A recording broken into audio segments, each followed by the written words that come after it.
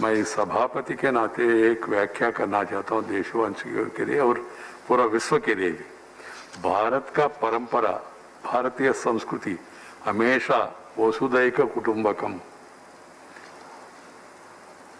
सर्वे जना सुखिनो भवन्तु। हमारा पूरा इतिहास में हजारों साल में हमने कभी भी किसी देश के ऊपर हमला किया नहीं, एक ऐसा कोई उदाहरण भी नहीं है। ये हमारा परंपरा है, इसी परंपरा को हम आगे रख रहे।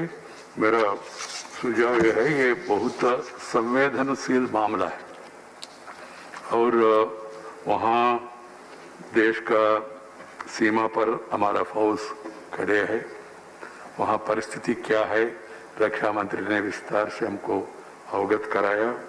अभी एक वहाँ ऐसा भी प्रोपेगेंडा चल रहा है, भारत में मतभेद है,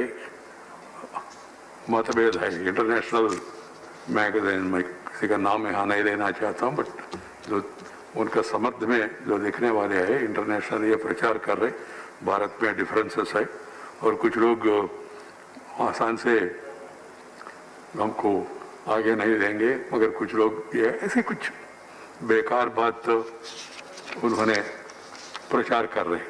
इसलिए हमारा सदन से या देश से कोई ऐसा ध्वनि नहीं देना चाहिए। हम सब लोग एकजुट होकर हमारा फौज के साथ है ये भावना जाना चाहिए।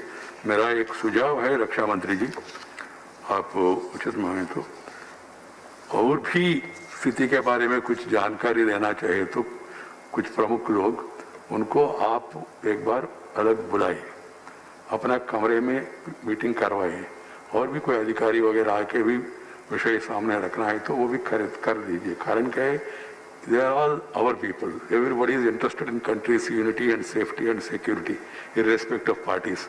They should also know actual position. So it will be in fitness of things if the government briefs them also, taking them into confidence. That will be an ideal situation.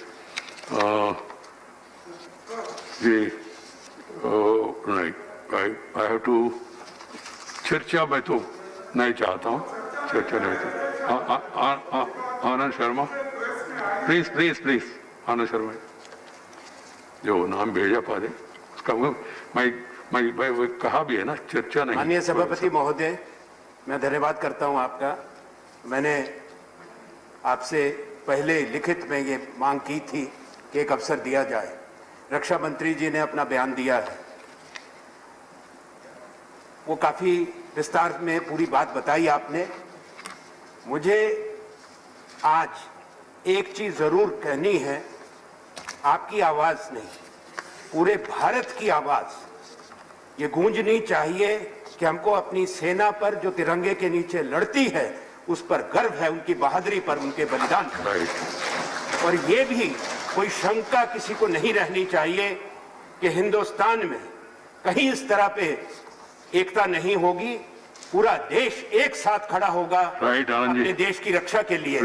मुझे आपसे जो पूछना था, आपने अपने बयान में कहा है माननीय कि आपकी और विदेश मंत्री जी की बातचीत हुई और उसके कुछ अच्छे सकारात्मक नतीजा 11 सितंबर को आया। बाद में विदेश मंत्री जी भी बताएंगे, अच्छा होगा। पर diplomatic and military engagement with the Chinese side is continuing, that's what his statement says.